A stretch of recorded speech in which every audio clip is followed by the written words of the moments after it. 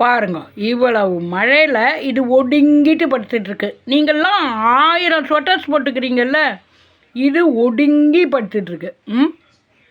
இதுக்கு கீழே ஒரு சாக்கு, என்ன ஒரு 10 ரூபாய் 20 ரூபாய் சாக்கு போட்டால் அது அவ்வளவு அடுக்கமாக படுத்துட்டுருக்கு.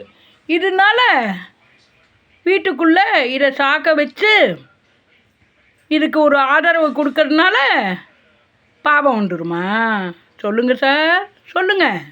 நீங்கள் சொல்கிறது நாயெல்லாம் வீட்டில் வச்சுக்கக்கூடாது. ஏன் சார், அதுக்கு உங்களுக்கு உங்கள் மொழி தெரியுமா? அதை ஏன் கஷ்டப்படுத்துறீங்கங்கிறீங்க.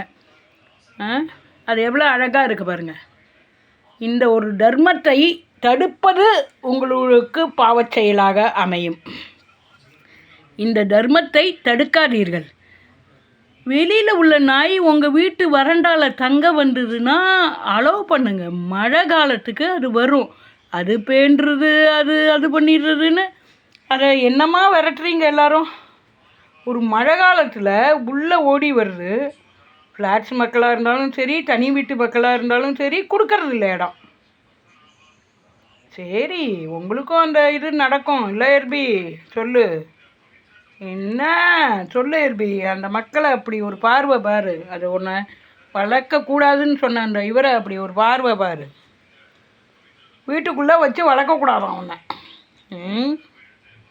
அவர் சொல்லுவார், நம்ம கேட்போம் அப்படின்னு நினச்சிட்ருக்காரு. பெட் லவர்ஸ் என்றைக்கும் கேட்க மாட்டோம். அதில் ஏதாவது நல்லது இருந்தால் அதை கேட்டுப்போம். வச்சுருந்தா பாவம், அபசகுணம், சகுனம் சரியில்லை, இப்படிலாம் விட்றீங்க பாருங்கள் கதை. அதெல்லாம் நாங்கள் கேட்க மாட்டோம் இல்லை எர்பி? நீ ஏன் பாவமாக உட்காண்ட்ருக்க? அவர் பேச்சை கேட்டு நான் உன்னை அனுப்பிச்சிடுவேன்னு நினச்சிட்டுருக்கியா?